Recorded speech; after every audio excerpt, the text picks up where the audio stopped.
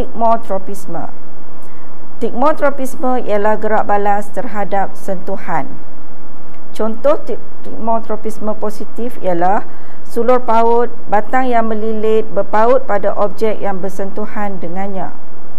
Stigmotropisme negatif, akar mengelak objek yang menghalangnya untuk mendapatkan air. Gerakan nastik.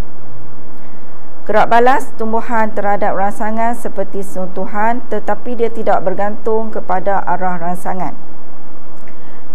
Gerak balas ini lebih cepat daripada tropisme dan tujuannya adalah untuk pertahanan untuk tumbuhan tersebut. Contohnya ialah pokok semalu. Pokok semalu akan menguncupkan daunnya apabila disentuh. Jadi pokok semalu menunjukkan gerakan nastik.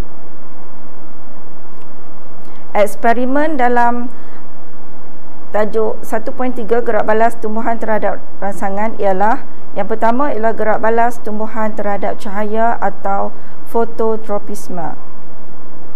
Tujuan eksperimen ini adalah untuk mengkaji gerak balas tumbuhan terhadap cahaya atau fototropisme.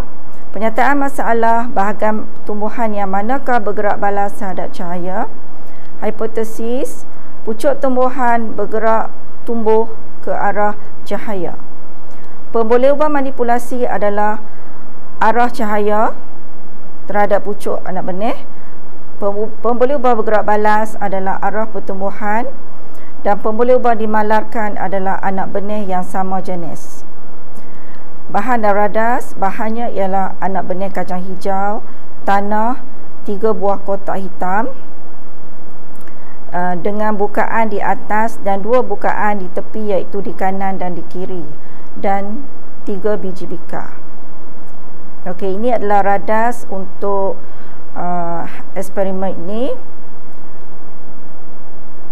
Prosedur: sediakan susunan radas seperti yang ditunjukkan dalam rajas di atas. Perhatikan dan lakarkan kedudukan pucuk anak benih dalam kotak A, B dan C. Simpan ketiga-tiga kotak di dalam makmal selama 5 hari dan tanah dibiarkan lembap dengan menyiram kuantiti air yang sama setiap hari. Selepas 5 hari, perhatikan dan lakarkan kedudukan pucuk anak benih di dalam kotak A, B dan C. Kesimpulan, pucuk anak benih bergerak balas terhadap cahaya.